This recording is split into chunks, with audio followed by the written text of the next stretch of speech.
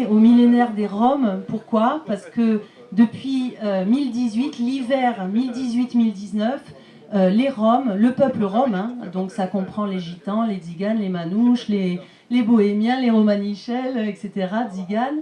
Donc ce peuple-là, en fait, est parti, enfin, il a été déporté d'Inde, mais on va rentrer dans les détails, il y a exactement 1000 ans. Et donc, les Roms organisent ce millénaire, alors pas trop en France. En France, on le fait un peu avec Marcel Courtiade, qui a donc écrit un livre qui est un peu pour nous le livre du millénaire, parce que c'est un livre qui synthétise justement 1000 ans d'histoire des Roms depuis l'Inde. Donc c'est pour ça qu'on l'a intitulé le livre du millénaire. Donc j'invite Marcel et Antoine Spire, qui a édité le livre, à venir sur scène. Alors je crois que le moyen le plus efficace pour détruire un peuple, c'est de nier et d'effacer sa propre compréhension de son histoire. Voilà ce que disait Orwell.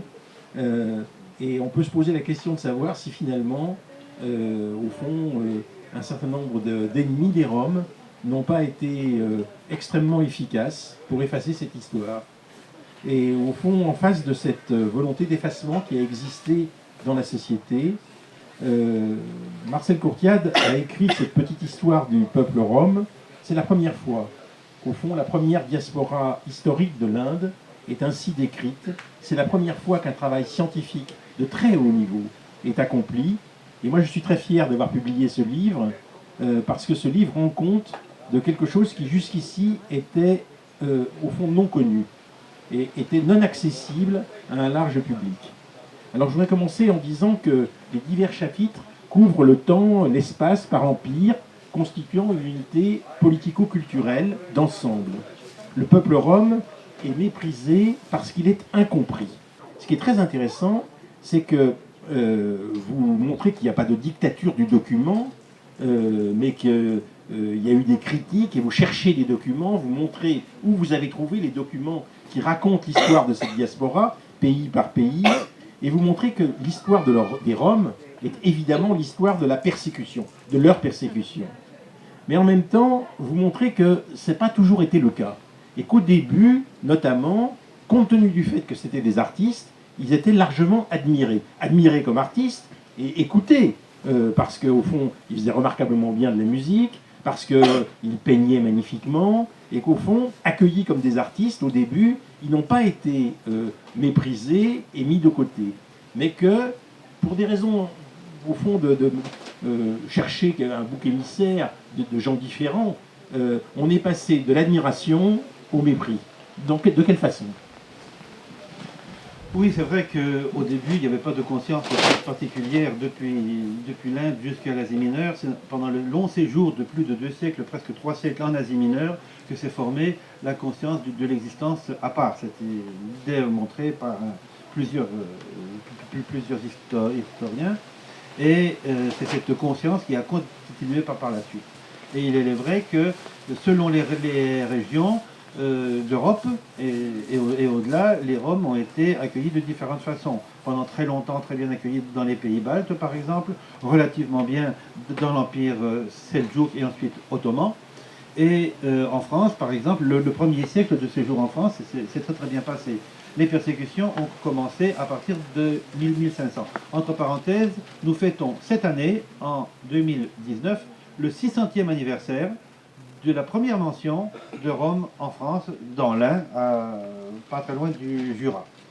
Alors comment l'image s'est brisée? Il y a eu plusieurs éléments. Le premier élément, qui n'a pas tout de suite fonctionné comme destructeur, a été la constatation par des voyageurs allemands, essentiellement au Proche-Orient, que les Roms partageaient les religions des différents peuples qui étaient là. Ils fêtaient le Bayram, c'est-à-dire l'Aïd avec les musulmans, ils fêtaient le Yom Kippour avec les Roms, ils fêtaient les Pâques, oui, avec les Juifs, qu'est-ce que j'ai dit, avec les chrétiens, ils fêtaient le Pâques, la Pâque et Noël, etc. Donc il y avait une ouverture d'esprit très très importante. Dans une période où les religions du livre étaient en concurrence, en hostilité, on connaît toutes tous les problèmes qu'il y avait entre les différentes religions, et même à l'intérieur de chacune des religions. Or, les Roms gardaient cette approche indienne d'ouverture, où en Inde, vous savez, les différentes croyances, on se sert comme au supermarché. On choisit ce qu'on croit, ce qu'on ne croit pas, des différentes visions du monde. Et c'est ce qu'ils ont continué à faire au Proche-Orient. Or, pour l'Europe, là, l'Europe a considéré que c'était de l'opportunisme, c'était du servilisme, c'était de l'hypocrisie, etc. Bon, il y a eu plusieurs éléments par la suite, mais ça, je crois qu'il est très important de le mentionner. Il a été observé au XIVe siècle, et c'est au XVIe siècle qu'il a commencé à être utilisé pour rejeter les Roms. Je voudrais rester un instant peut-être sur le moment où ils sont bien accueillis en Europe. L'écrivain archiviste, chartiste François Vaux de Foltier écrit la chose suivante. L'aristocratie occidentale paraissait voir en ses chefs venus d'Orient les membres d'une caste semblable à la leur et contraints à l'exil. Donc, ces chefs sont appelés comtes et ducs. Ils obtiennent la considération des autorités les plus élevées, civiles et religieuses, ainsi que l'aide matérielle. Et une bonne partie de cette population était pourtant de très piètres conditions. Mais déjà, on les appelait comtes et ducs. C'est assez extraordinaire. On assiste, au fond, on va assister à un retournement dans l'histoire de l'Europe par rapport aux Roms. Et il faut essayer de comprendre la nature de ce retournement, ce que votre livre aide à comprendre. Oui, j'ai essayé de le montrer non pas par pays tels qu'on les connaît aujourd'hui avec les frontières actuelles, mais par espace culturel ou par espace politique, l'Empire ottoman, l'Empire autrichien, puis Autriche-Hongrie, les régions, la grande Pologne avec sa géométrie variable, etc., la péninsule ibérique, etc., parce qu'il y avait une certaine unité de traitement des Roms, l'Italie aussi, avec la Sicile, avait une certaine unité de traitement des Roms. Et on voit que progressivement, des accusations souvent infondées, ou qui étaient souvent, par exemple, les accusations comment on dit, maraudage, de vol comme ça, qui était considéré comme du vol en Europe, mais qui en Empire ottoman n'était pas du tout du vol, puisque chacun pouvait se servir en fruits là où il passait, même en Afghanistan, il pouvait se servir même d'un poulet, des choses comme ça, mais en Europe, c'était considéré comme du vol. Et comme l'a dit un préfet en 1802, ces gens-là ne font pas plus de mal, font plutôt moins de mal que les autres, mais leur seule présence est un problème parce que les délinquants locaux profitent de leur arrivée pour faire rejeter sur eux toutes leurs forces et s'en donner à cœur joie pour piller. Donc c'est un phénomène très complexe que j'espère que vous aurez l'occasion de lire dans le livre. Là, je vous ai donné que deux éléments avec l'ouverture d'esprit, mais il y a beaucoup d'autres éléments qui se sont ajoutés. Et un des éléments particuliers, ce sont les violences. Les autorités ont laissé faire les violences pendant un certain temps, et pour ne pas jeter de l'huile sur le feu, prétendument, et quand les violences se sont installées, elles ont été ensuite avalisées par les autorités, puis est arrivé le 19e siècle avec le racisme dit scientifique, et puis le 20e siècle, on sait, avec les 500 000, 600 000 Roms qui ont été massacrés par les régimes proches de Hitler. Et avant qu'on en arrive à ce massacre, parce que l'histoire de ce massacre est évidemment extrêmement importante, et au fond, sans doute, a-t-on trop peu évoqué l'histoire de ce massacre. Mais je voudrais commencer par la première mesure criminelle qui a été éditée à Augsbourg en 1498. Celui qui fait du mal aux Roms ne commet aucun péché. Alors, c'est assez extraordinaire, c'est-à-dire que, et l'année suivante est publié le décret Medina del Campo qui proclame les persécutions contre les Roms. C'est-à-dire qu'en fait, il y a un dialogue avec l'Église en Europe, entre les autorités politiques et l'Église, pour dire, au fond, vous pouvez tranquillement faire du mal aux Roms, et à ce moment-là, tout va commencer. Processus de rejet, donc absolument généralisé, accompagné de calomnies d'une très rare violence, et très curieusement, cette calomnie, bien sûr, commence à partir des érudits. C'est les érudits qui sont porteurs de ces calomnies.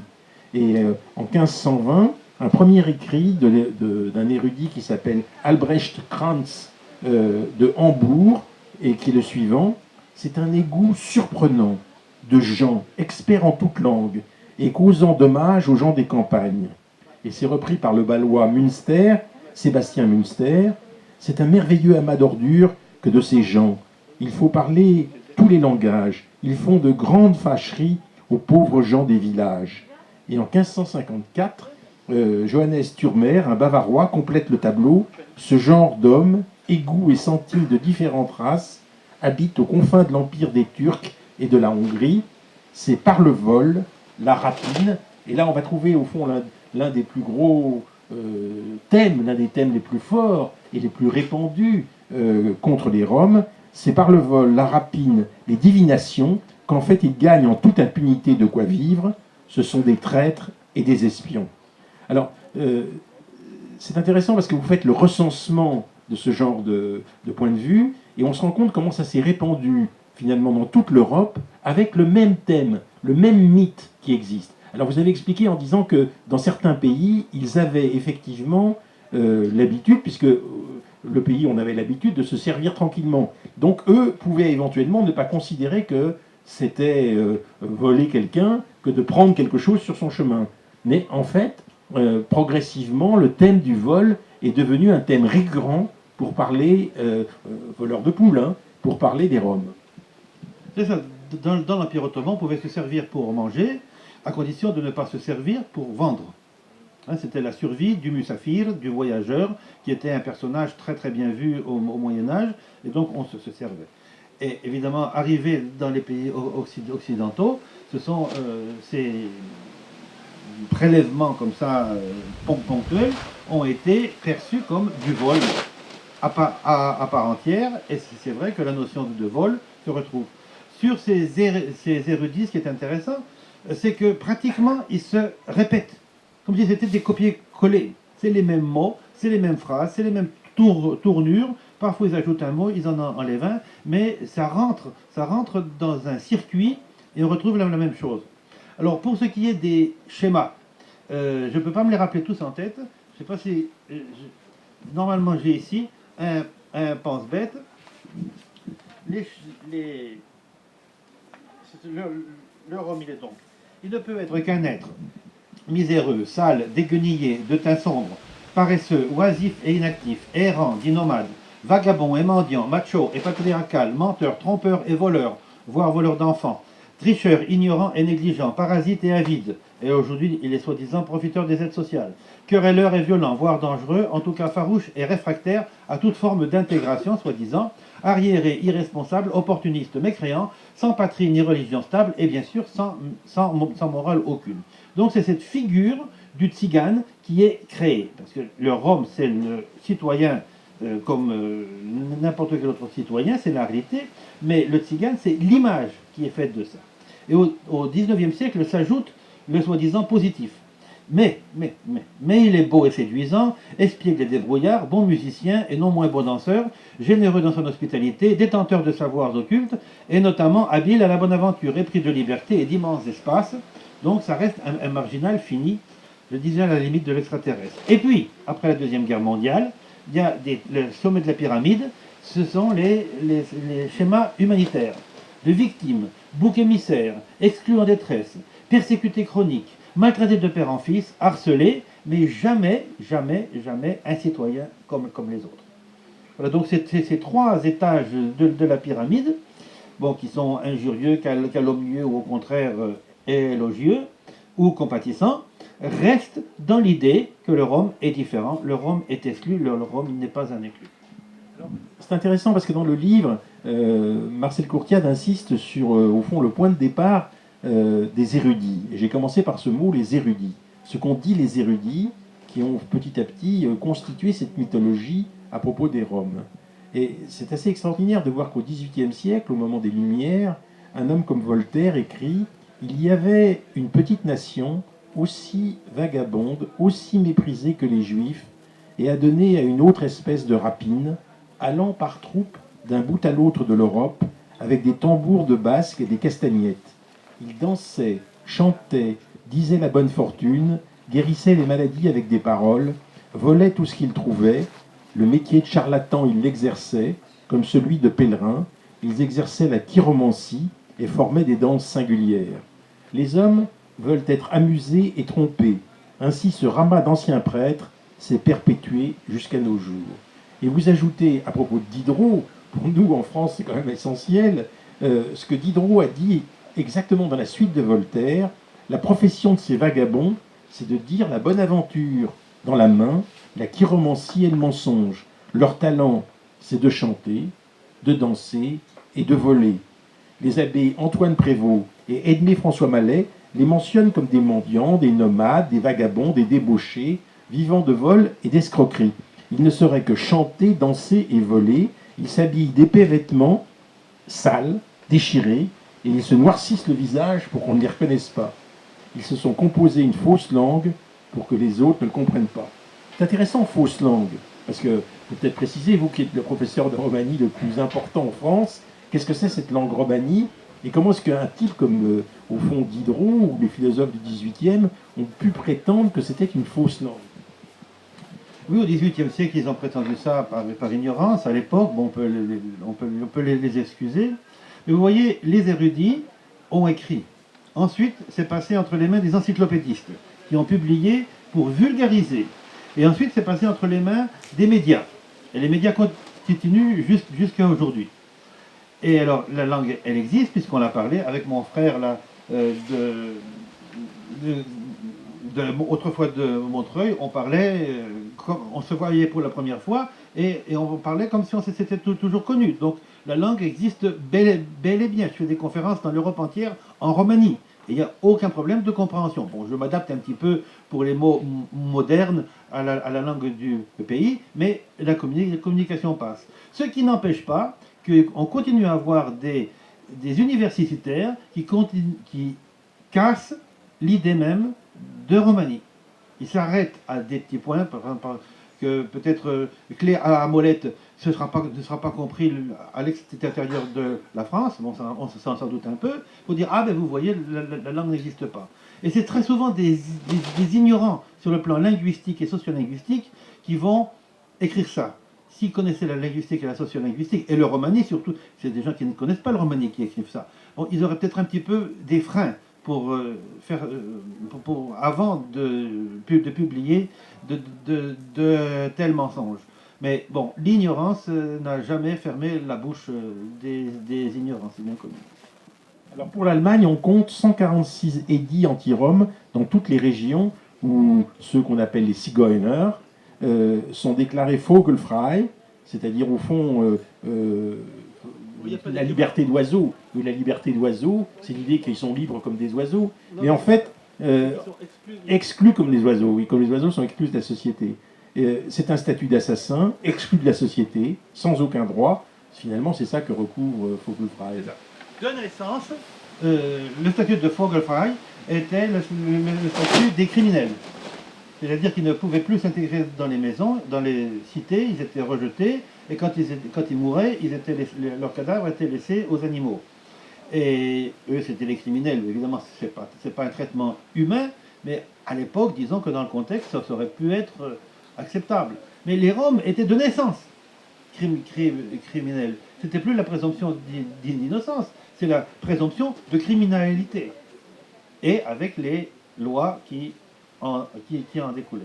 Alors, vous racontez dans le livre une petite anecdote, c'est qu'il y a le fameux tableau de chasse de Württemberg, on dit gibier abattu, un grand cerf, 5 petits renards, 3 grosses laits, 10 marcassins femelles, 2 tziganes, un tzigane femelle, un tzigane enfant. C'est-à-dire au fond l'animalisation complète des tziganes, mais comme finalement, pendant l'extermination de la Deuxième Guerre mondiale, on a animalisé et les juifs et les tziganes à l'initiative des nazis. Et les fameux Zigeuner-Teufel, à l'entrée des villes, représentaient les tortures auxquelles les Roms s'exposaient en entrant dans les villes. C'est-à-dire qu'on avertissait que dans cette ville, si les Roms entraient dans cette ville, ils seraient exposés à des tortures. Je crois que c'est pas la peine évidemment de multiplier les exemples, on en trouvera beaucoup dans le livre, dans ce petit livre, mais je crois que ces textes diffusant les calomnies continuent de façon structurée au XIXe siècle, créant un épouvantail rebutant, effrayant, alors avec les mots romanichels, avec les mots bohémiens, qui sont au fond les mots qu'on utilise à la place de Rome quand on est à l'extérieur. C'est quand on est à l'extérieur du peuple rome qu'on utilise ces mots romanichels ou éventuellement bohémiens. Et cet épouvantail cliché va imprégner si intimement, je dirais, le regard commun que l'on s'imaginera plus jamais remettre en question son caractère d'évidence. C'est donc un mythe qui s'est constitué. Je crois que vous y insistez beaucoup, mais je crois que ça me paraît essentiel. C'est un mythe qui s'est constitué et on parle de son prétendu vagabondage. Alors nous arrivons à une question très importante. En 1912, d'ailleurs, on renomme ce vagabondage le nomadisme. Pourquoi ? Parce que la plupart, au fond, des Européens aujourd'hui sont persuadés que les Roms sont des gens du voyage. Or, Marcel Courtiade, qui est ici, explique dans son livre qu'il n'y a pas 2% des Roms qui sont effectivement gens du voyage. Mais qu'au fond, ce sont des gens qui sont des sédentaires. Et que ça, encore, c'est un mythe complètement contradictoire avec la réalité. Pourquoi ce nomadisme présumé ? Et au fond, comment s'est constituée cette idéologie et ce mythe du nomadisme ? Alors la population rome, au départ, était une civilisation urbaine, puisque nos ancêtres viennent de la ville de Kanauj, qui était une ville resplendissante de culture au nord de l'Inde, pas très loin du Népal, et ils ont été emmenés en Afghanistan justement pour leur qualité artistique et artisanale. Donc la première partie a été une déportation parce que le sultan d'Afghanistan avait besoin de cette population pour faire monter, pour faire briller un peu plus sa ville. Ensuite, il les a vendus dans le nord parce qu'ils n'avaient pas réussi à s'intégrer, entre guillemets, à la vision sunnite de cet émir, de ce sultan. Et puis ensuite, ils ont continué avec les Turcs, les proto-turcs, les Seldjouks, jusqu'en Asie mineure. Donc il ne s'agit pas de nomadisme qui va à droite, à gauche et qui revient. Il s'agit d'une suite de mécanismes qui ont amené tous ces Roms jusqu'en Asie mineure. Et là, il y a eu un certain nombre d'éléments qui sont racontés dans le livre qui ont amené à la dispersion en Europe. Mais cette dispersion s'est faite d'abord par la sédentarisation dans les Balkans, dans les Carpates, dans le nord de l'Europe, etc. Ceux qui ont continué vers l'ouest se sont trouvés dans un mécanisme qui n'acceptait pas leur implantation. C'est ce qu'ils cherchaient au départ. Et qui les a forcés à intégrer des métiers qui étaient compatibles avec la mobilité. Et ensuite, ces métiers, évidemment par ricochet ou par corollaire, ont fait qu'ils ont continué cette mobilité. Donc la mobilité, ça représente peut-être, je ne sais pas, autour de 8 ou 10% des Roms en France, 2% environ au niveau européen. Les pays où la mobilité est la plus importante, c'était la Pologne jusqu'en 1964 en pourcentage, à peu près la moitié des Roms, et certaines régions de Russie du Nord. Mais le fait d'avoir amené cette image, d'avoir complété le profil du tzigane, entre guillemets, par cet errant, hein, comme le mythe du juif errant, permettait de les voir comme des gens qui passent pour ne pas se poser la question et de pouvoir mieux les chasser. Voilà. Donc c'est comme ça que ça s'est passé progressivement et c'est très très difficile aujourd'hui. Quand elle se présente comme Rome, tout de suite, la personne qui est en face, ah, Jean du voyage. Non, désolé. Je disais l'autre jour que 2% de gens du voyage parmi les Roms, c'est certainement beaucoup moins que le pourcentage de diabétiques parmi les gilets jaunes. Et on ne va pas dire à tous les gilets jaunes qui sont des diabétiques. Et inversement. Voilà, donc c'est l'extension à la totalité d'une petite réalité marginale. Ce qui ne veut pas dire que nous sommes contre le nomadisme. Au contraire, l'Union romaine internationale a toujours affirmé le droit à la mobilité sur la base de l'article 13 de la Convention des droits de l'homme de 1948 qui justement considère que la mobilité, l'arrêt sur place et la reprise de la mobilité sont un des droits fondamentaux de cette convention. Alors il faut revenir sur deux dates très importantes en France, 1907 et 1912. 1907 parce qu'il y a une polémique à laquelle Clémenceau donne une solution étonnante. Clémenceau avait publié La Roulotte et il dit au fond, il voulait détruire les poux qu'il y avait forcément sur les gens qui étaient en roulotte, et pour lui, tous les Roms étaient en roulotte. Donc idéologie complètement mythique. Et le Parlement, à partir de là, en fait des criminels porteurs de poux. Et à partir de 13 ans, en fait, on a commencé à avoir une vision anthropométrique des Roms avec l'obligation du carnet anthropométrique pour eux, c'est-à-dire un carnet qui décrit leur identité et qui explique leur origine. Et puis 1912, ils sont appelés nomades, donc absolument en contradiction avec ce qu'ils sont réellement, et on cadre la dimension ethnique du visa à ce moment-là, avant de les traquer comme des nomades, et ça va rester des nomades sous le nazisme. C'est-à-dire qu'on va dire qu'ils sont des nomades. Et après la guerre, on va donc les intégrer aux gens du voyage, et d'une certaine façon, ce sera une manière de les définir que de dire qu'ils participent des gens du voyage, alors qu'ils n'en sont pas. Et je voudrais qu'on s'arrête un instant sur ce que les Roms appellent le samudaripen, des Roms, c'est-à-dire au fond l'extermination des Roms pendant la Deuxième Guerre mondiale, le génocide des Romani. Alors vous évoquez le chiffre de 600 000 morts, 600 000 morts, Jenisch en Allemagne, Bajasi en Croatie. Pardon ? Oui, il n'y avait pas que des Roms. Il y avait aussi d'autres groupes. Il n'y avait pas que des Roms qui ont été tués, en plus des Juifs évidemment. Il y a aussi quelques Bayesh de Croatie, soit Artukovic, et quelques Jenisch qui ne sont pas des Roms, qui sont des Allemands plus ou moins mobiles. Et on voit bien que là, l'étiquette de Zigeuner mise en équivalence, amalgamée à Reisendes Volk, peuple mobile, peuple voyageur et criminel aussi. Je vais vous dire un mot sur Clémenceau, qui est une personnalité très intéressante. Parce qu'en 1900, Clémenceau était journaliste. Il a publié La Roulotte, justement, qui est un modèle de texte qui décrit avec beaucoup de précision, de bonne foi, le racisme des paysans de Vendée vis-à-vis des Roms. Mais 10 ans après, il prend la position absolument inverse. Arrivé au pouvoir, justement, c'est là qu'il enchaîne toutes ces calomnies qui vont amener en 1912 à cette étiquette de nomade. Alors pourquoi appeler les Roms nomades? Parce qu'il fallait bien les persécuter, mais si on les persécutait sous le nom de Romanichel, de Tziganes, de Gitans, etc., ça aurait été une persécution ethnique incompatible avec la Constitution. Donc c'est le mot nomade qui a été utilisé, qui a été détourné de son vrai sens, parce que les nomades ce sont des pasteurs qui vont circuler avec leurs vaches ou leurs moutons, etc. Le mot nomade est détourné, il est utilisé pour permettre la persécution ethnique sous une étiquette qui est politiquement correcte et prétendument non ethnique. Alors peut-être il faut rappeler, parce qu'il y a peu de livres qui rendent compte de façon systématique de ce qui s'est passé en matière de génocide des Roms sous le nazisme. Et là, je veux dire que en quelques pages, Marcel Courtiade rend compte de la façon dont les nazis ont procédé avec les Roms pendant les années 1935-1945.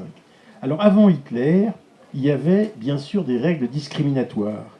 Pas d'intégration des Roms, pas de vie spécifique des Roms acceptée, mais un diagnostic racial. Il y avait la méthode de Ritter qui au fond mettait à part déjà les Roms sur le plan prétendument racial. Et puis, il y a eu des régulations, toujours avant Hitler, aux fins d'exclusion. L'objectif était d'exclure de la société allemande les Roms. Et puis, ensuite, quand Hitler est arrivé au pouvoir, il y a l'idée selon laquelle ils ne peuvent être des Allemands civilisés. En conséquence, Eva Justine est la première à lancer l'idée qu'il faut les stériliser. Et il y a l'idée, au fond, de stérilisation des Roms pour empêcher qu'ils ne se reproduisent. Et en 1935, avec les lois de Nuremberg concernent les citoyens de deuxième catégorie, c'est-à-dire ceux qui auraient du sang étranger en Europe. Et ceux qui ont du sang étranger en Europe, c'est évidemment les Juifs et les Tziganes. Exactement. Alors vous verrez que dans le livre, je n'ai pas beaucoup parlé des faits proprement dit de ce Samudaripen, de ce génocide des Roms, parce que ça aurait mérité, ne serait-ce que pour le respect aux victimes, de faire un volume entier. Donc il y a 2 chapitres qui concernent ça. Il y a un chapitre qui concerne les mécanismes politiques, mentaux et cognitif des persécutions, et le deuxième, les répercussions du Samudaripen après-guerre, jusqu'à 2000 à peu près. Et on s'aperçoit que cette tziganophobie, qui avait été le prétexte du génocide des Roms, continue à s'exercer dans beaucoup de milieux, de police, d'enseignement, etc. Et on a même jusqu'à aujourd'hui, puisque le petit-fils de Hans Günther, qui était un des idéologues, un philosophe de Hitler, qui justifiait sa politique, son petit-fils, je ne sais pas s'il existe et s'il fonctionne encore, mais il y a encore 10 ans, il était à la tête d'une chaire de tsiganologie à Leipzig. C'est-à-dire qu'avant-guerre, on appelait ça Zigeunerforschung, les recherches sur les tziganes. Il a voulu trouver un nom plus moderne, changer de nom, et il a appelé ça tsiganologie.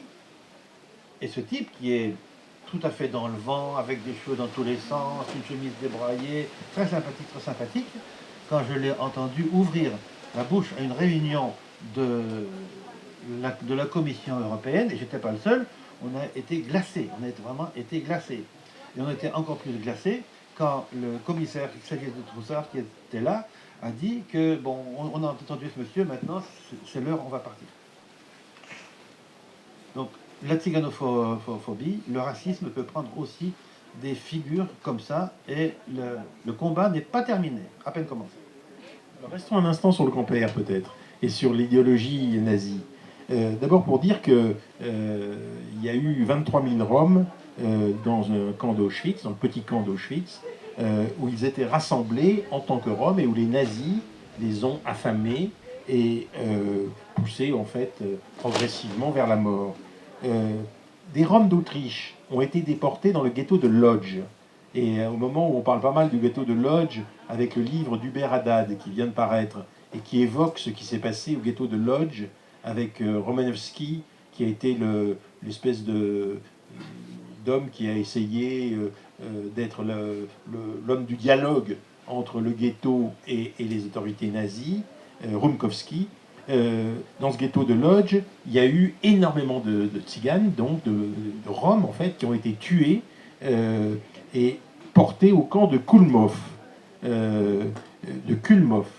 Et en fait, là, ils ont été assassinés. Comme il y avait aussi des Roms qui étaient dans le ghetto de Varsovie. Donc, je disais 23 000 Roms dans le camp d'Auschwitz, dans le petit camp d'Auschwitz, 19 000 tués. Alors, ces tués, ces chambres à gaz, parce que vous dites que vous ne donnez pas de faits, mais il y a quand même ces faits dans le livre.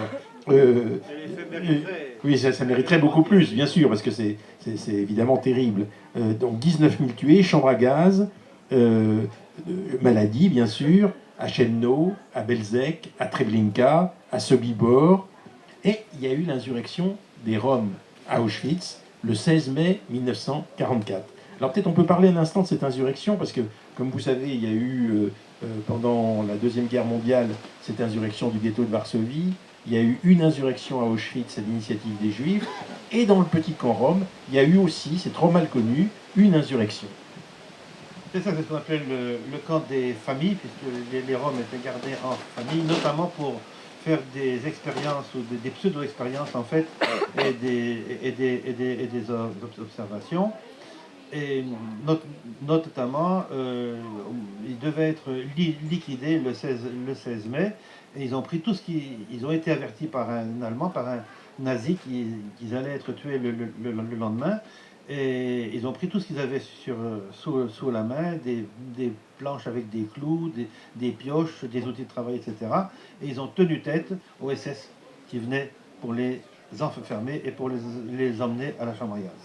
Et ils ont été laissés entre guillemets en paix jusqu'au 2 août, où ils ont été tous gazés, 3982 personnes en une nuit, hein, ce qu'on appelait la Zigeunernacht, la nuit des tziganes, pour laisser la place, entre guillemets, à des convois qui venaient avec des juifs de Hongrie.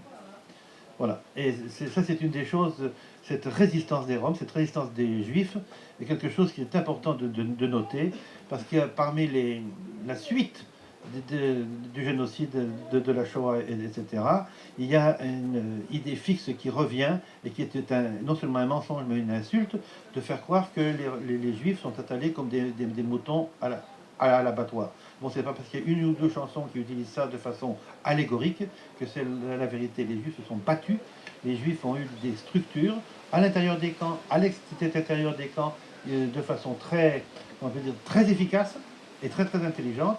Et les Roms aussi, hein, en Belgique en particulier, en France aussi, il y a eu des mouvements de résistance roms. Il y en a eu en Russie, il y en a eu en Yougoslavie, en Serbie en particulier, et il y en a eu un petit peu partout, et notamment ce 16 mai à l'intérieur du camp de Auschwitz. Permettez-moi de dire que les Juifs du ghetto de Varsovie ont résisté plus longtemps dans leur insurrection aux troupes allemandes et aux SS que toute la France. Parce que la campagne de France a duré moins longtemps que l'insurrection du ghetto de Varsovie. Je dis ça entre parenthèses parce que c'est quand même utile de savoir que les SS ont tout essayé pour essayer de réduire à néant le ghetto. Ils y sont arrivés, mais ils ont mis le temps. Ils ont mis plus de temps pour le faire que pour écraser la grande armée française en 1940. Alors, donc maintenant, on peut parler aussi de ce qui s'est passé du point de vue des Roms en Bulgarie, plan de persécution qui a été mené, en Roumanie. En Roumanie, où sous Antonescu, travail forcé, extermination des Roms. En Transnistrie, la Transnistrie, il y a 36 000 Roms qui ont été assassinés. Mais en France, parlons un instant de la France. 30 camps d'internement en France avec les Roms. 6500 Roms qui ont été emprisonnés jusqu'en 1946. Vous avez bien entendu, jusqu'en 1946. C'est fin 1944 que, pour l'essentiel, les troupes allemandes ont quitté la France. Et vous avez jusqu'en 1946 des Roms qui sont enfermés dans des camps. Alors là, on voit quand même ce qui s'est passé non seulement avec Vichy, mais avec les successeurs de Vichy qui ont mis du temps à essayer au fond, de stopper éventuellement ce qu'était la législation de Vichy. Et en même temps, il y avait des atteintes à la culture rome, des atteintes à sa transmission, avec un développement qui a été incontestablement retardé. Et on peut dire que cette politique vis-à-vis des Roms menée par la France, c'est quelque chose qui est peu connu. Alors, il y a eu quelques témoignages. Je pense par exemple aux témoignages qui ont eu lieu à propos du camp de Compiègne. Il y a quelques Roms qui ont témoigné de ce qui s'est passé au camp de Compiègne, avec des médecins français, tenez-vous bien, des médecins français qui ont fait de l'expérimentation médicale sur les Roms, de l'expérimentation médicale que Mengele, lui, faisait à Auschwitz sur les Juifs et sur les Roms qui entraient dans les camps. Mais Mengele est bien connu, mais les Français qui ont fait les médecins français qui ont fait la même chose à l'entrée de camps français, personne n'en parle. Oui, absolument. Et pour ce qui concerne Mengele, il n'était pas le seul. Il y avait une soixantaine de non-médecins qui faisaient ces non-expérimentations totalement, non seulement barbares, inhumaines, mais en plus absurdes d'un point de vue strictement médical, et en France aussi, effectivement. Il faudrait dépasser cette vision qui a été tenue par les gouvernements qui ont été en place après la guerre, qui ont toujours voulu montrer l'aspect des maquisards, etc., l'aspect positif. Alors qu'en fait, cette compromission du corps médical, ça s'est passé de façon un peu différente en Espagne. Il faut savoir qu'en Espagne, les médecins de Franco, qui étaient ceux qui étaient utilisés pour propager l'antiziganisme de Franco, avaient pratiquement tous fait leurs études dans l'Allemagne nazie. Donc tout ça, c'est important. Et au sujet de Mengele, je voudrais mentionner que dans ces pseudo-expérimentations, l'un de ces sujets, c'était la recherche de la race blanche, pure, aryenne, idéale, etc. Et que comme il ne voulait pas reconnaître que l'hérédité était transmise par les chromosomes, il pensait qu'elle était transmise par le thymus et par les ganglions lymphatiques. Donc il arrachait les ganglions, le thymus c'est plus difficile, mais les ganglions lymphatiques, il l'arrachait à des enfants et à des adolescents pour essayer de voir au microscope comment ces ganglions lymphatiques pouvaient transmettre l'hérédité. Donc on était en 42, 43, et 30 ans avant, on savait déjà que c'était les chromosomes qui transmettaient l'hérédité. Or, les Canadiens qui avaient découvert ça avaient été considérés comme juifs alors qu'ils ne l'étaient pas par les nazis, donc catalogués comme juifs, leur découverte était forcément fausse, donc on devait charcuter les enfants pour trouver dans les ganglions inguinaux ce que 30 ans avant on avait déjà trouvé dans les chromosomes. Alors, laissez-moi mentionner le fait qu'à Nuremberg, au procès de Nuremberg, il n'y a rien eu concernant le génocide des Roms, pas un mot. Et si dans les pays communistes, il y a eu un effort d'éducation des Roms, un travail réel qui a été fait pour les associer, les intégrer un tant soit peu, il n'empêche que dans ces pays, on a laissé se répandre, continuer à se répandre, une haine raciste absolument insupportable. Il faut bien comprendre que quand on a assassiné ces milliers de Roms pendant la Deuxième Guerre mondiale, quand on a vu le fruit de cette politique qui, depuis 4 siècles, 5 siècles, en Europe, est une politique discriminatoire vis-à-vis des Roms, eh bien évidemment, ça a des traces, et ça laisse des traces aujourd'hui. Et ça laisse des traces parmi l'ensemble de la population. Oui, bien sûr, il y a ça. Il y a aussi les 5 siècles d'esclavage des Roms dans les deux principautés danubiennes qui représentent le sud et l'est de la Roumanie actuelle et la Moldavie. 5 siècles d'esclavage où personne n'est le propriétaire de son propre corps, de sa propre famille, de sa propre volaille, de sa propre maison, etc.